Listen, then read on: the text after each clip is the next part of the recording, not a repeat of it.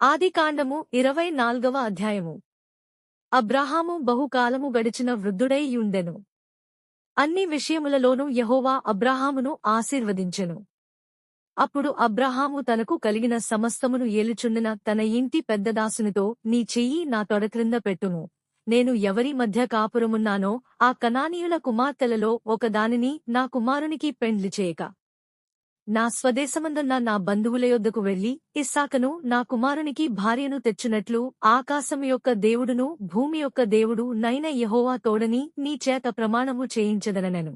ఆ దాసుడు ఈ దేశమునకు నా వెంట వచ్చుటకు ఒకవేళ ఆ స్త్రీ ఇష్టపడని ఎడల నీవు బయలుదేరి వచ్చిన ఆ దేశమునకు నేను నీ కుమారుని తీసుకొనిపోవలనా అని అడుగగా, అబ్రాహాము అక్కడికి నా కుమారుని తీసుకొనిపోకూడదు సుమీ.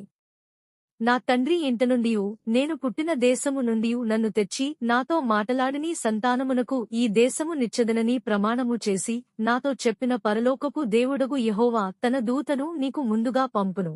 అక్కడ నుండి నీవు నా కుమారునికి భార్యను తీసుకొని వచ్చెదవు. అయితే నీ వెంట వచ్చుటకు ఆ స్త్రీ ఇష్టపడని ఎడల ఈ ప్రమాణము నుండి విడుదల పొందదవుగాని నీవు నా కుమారుని అక్కడికి తీసుకుని పోకూడదని అతనితో చెప్పెను. ఆ దాసుడు తన యజమానుడగు అబ్రాహాము తొడక్రింద తన చెయ్యి పెట్టి ఈ సంగతి విషయమై ప్రమాణము చేసెను.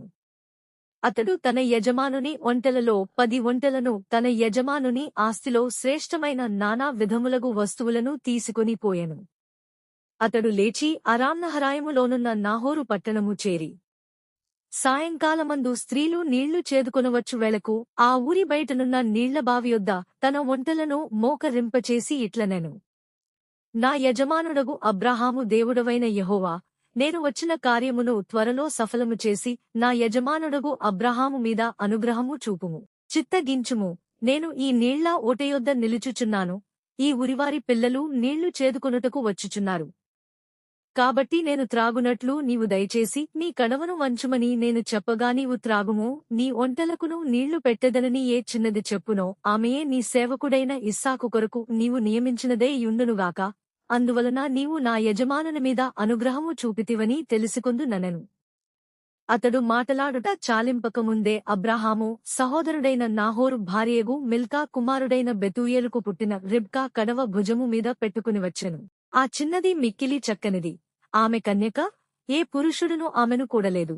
ఆమె ఆ బావిలోనికి దిగిపోయి కడవను నీళ్లతో నింపుకొని ఎక్కిరాగా, ఆ సేవకుడు ఆమెను ఎదుర్కొనుటకు పరుగెత్తి, నీ కడవలో నీళ్లు కొంచెము దయచేసి నన్ను త్రాగనిమ్మని అడిగెను. అందుకామె అయ్యా త్రాగుమని చెప్పి త్వరగా తన కడవను చేతిమీదికి దించుకుని అతనికి దాహమిచ్చెను.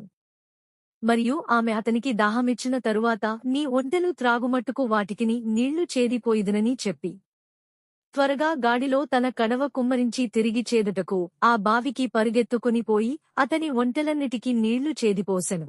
ఆ మనుష్యుడు ఆమెను తేరిచూచి తన ప్రయాణమును యెహోవా సఫలము చేసెనో లేదో తెలుసుకొనవలెనని ఊరకుండెను. ఒంటెలు త్రాగుటేన తరువాత ఆ మనుష్యుడు అరతులము ఎత్తుగల బంగారపు ముక్కు కమ్మెని, ఆమె చేతులకు 10 తులముల ఎత్తుగల 2 బంగారు కడియములను తీసి, నీవు ఎవరి కుమార్తెవు? దయచేసి నాతో చెప్పుము. నీ తండ్రి ఇంట మేము ఈ రాత్రి బస చేయుటకు స్థలమున్నదా అని అడిగెను. అందుకామె, నేను నాహోరుకు మిల్కా కనిన కుమారుడగు బెతూయేలు కుమార్తెననెను.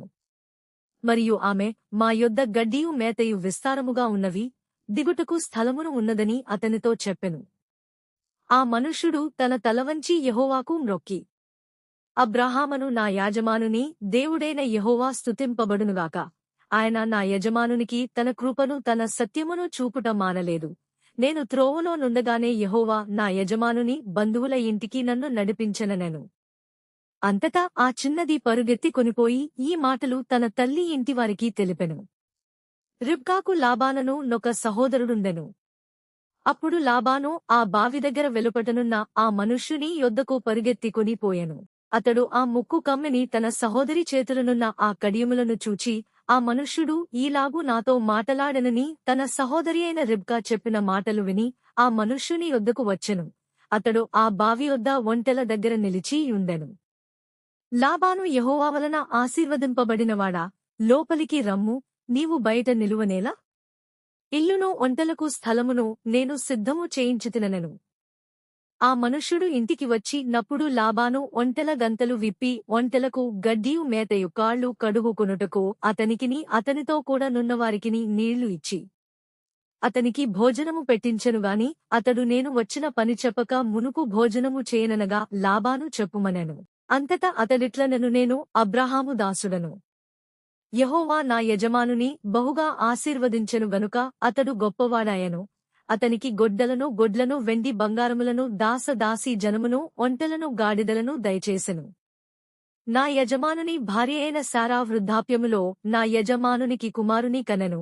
నా యజమానుడు తనకు కలిగినది యావత్తును అతనికిచ్చియున్నాడు. మరియు నా యజమానుడు నాతో నేను ఎవరి దేశమందు నివసించుచున్నానో ఆ కనానీయుల పిల్లలలో ఒక పిల్లను నా కుమారునికి పెండ్లి చేయవద్దు.